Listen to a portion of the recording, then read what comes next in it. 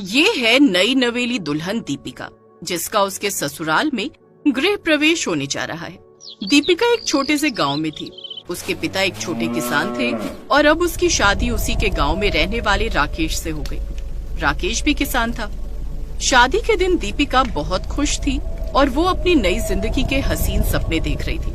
वो सोच रही थी कि वो अपने ससुराल को स्वर्ग बना देगी और यही सब सोचते हुए वो अपने ससुराल के दरवाजे पर पहुंच गई और फिर, आओ बहू, तुम्हारा स्वागत है। इस कलश पर पैर मारो बहू। इतना तो पता ही होगा ना उसे, बड़ी आई बहू पर ऑर्डर चलाने वाली। हाँ सही बात है, इतनी समझदार तो होगी ही मेरी बहू। हर कोई तुम्हारी तरह बेवकूफ तो नहीं होता ना। क्या कहा तूने? अपनी जबान बंद कर ले वरना यही बहू के सामने मार खाएगी तू। अच्छा जरा हाथ तो उठा के दिखा। तूने मुझे धक्का कैसे मारा? अब तो तू गई बुढ़िया।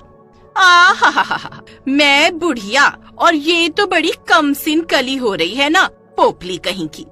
बेचारी दीपिका एक पैर हवा में उठाए कलश पर मारने को तैयार थी, पर उसके सामने ही सुनीता और सरला एक दूसरे से भिड़ गई।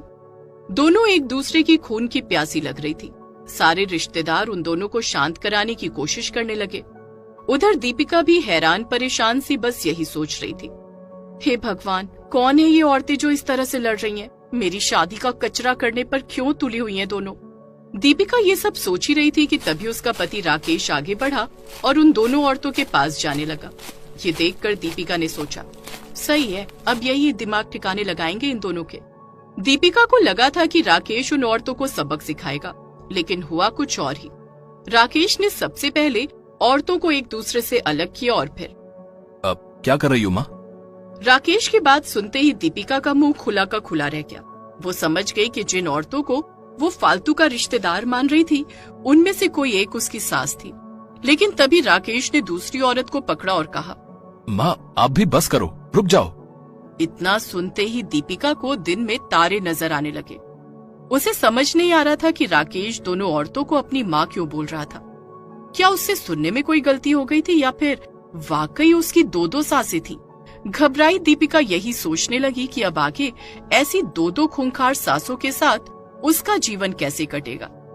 जैसे तैसे दीपिका ने घर में प्रवेश किया, पर उसके स्वागत के लिए जो आरती की थालियां लाई गई थीं, वो उसकी सासों की लड़ाई में कहाँ गई किसी को नहीं पता। हालांकि उसकी दोनों सासें अब भी उसके स्वागत में खड़ी थी। एक का पूरा काजल फैला हुआ था और दूसरी की लिपस्टिक से उसका पूरा गाल सना हुआ था। बेचारी दीपिका चुपचाप अपने कमरे में चली आई और फिर, मैं तुमसे माफी मांगता हूँ, दरअसल मेरी दो माँ है, यही कहना चाहते हो ना आप? हाँ, पता नहीं ये बात शादी से पहले तुम्हें बताई गई थी या नहीं। उससे क्या फर्क पड़ता है, अब जो होना था सो हो गया। अब तो ये बताइए कि उनमें से मेरी असली सास कौन सी है, मतलब आपकी सगी माँ कौन है? वो दोनों ही मेरी सगी माँ नहीं है।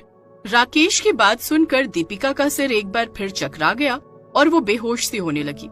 तभी राकेश ने उसे संभालते हुए कहा, दीपिका क्या हुआ? उठो, मेरी बात तो पूरी सुनो, फिर सो जाना। अब भी कुछ बाकी रह गया है क्या? देखो, मेरे पिता ने 2 शादियां की थी, पहले सरला माँ से और फिर सुनीता माँ से, लेकिन दोनों को ही बच्चा नहीं हुआ। तब सबने मिलकर मुझे अनाथालय से गोद ले लिया। समझने में आसानी हो इसके लिए मैं सरला माँ को बड़ी माँ कहता हूँ और सुनीता माँ को छोटी माँ कहता हूँ। तुम भी ऐसे ही बुलाना उन्हें। दीपिका समझ गई थी कि उसे जीवन भर दो सासों के साथ रहना ही होगा।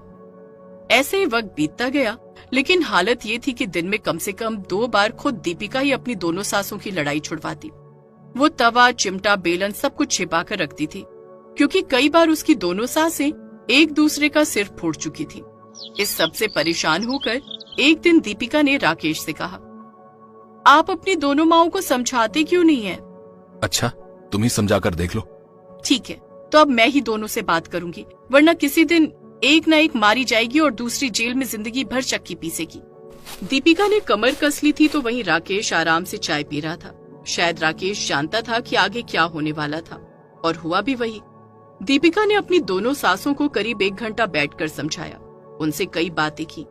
ऐसा लग रहा था कि वाकई दोनों दीपिका की बात समझ गई हैं और दोनों एक दूसरे से अब कभी नहीं लड़ेंगी। लेकिन ठीक 5 मिनट बाद ही अचानक दीपिका को कुछ टूटने की आवाज आई। दीपिका भागकर वहां गई तो उसने देखा कि सरला ने सुनीता का सिर दीवार पर दे मारा था, जिससे उसका सिर फूट गया था। ये देखकर दीपिका ने भी खंबे पर अपना सिर दे मारा और फिर हो गया, देख लिया, मैंने तो पहले ही कहा था, और समझा लो। ऐसे ही कई महीने बीत गए। अब तो दीपिका भी सरला और सुनीता से कुछ नहीं कहती थी। जिंदगी ऐसे ही कट रही थी।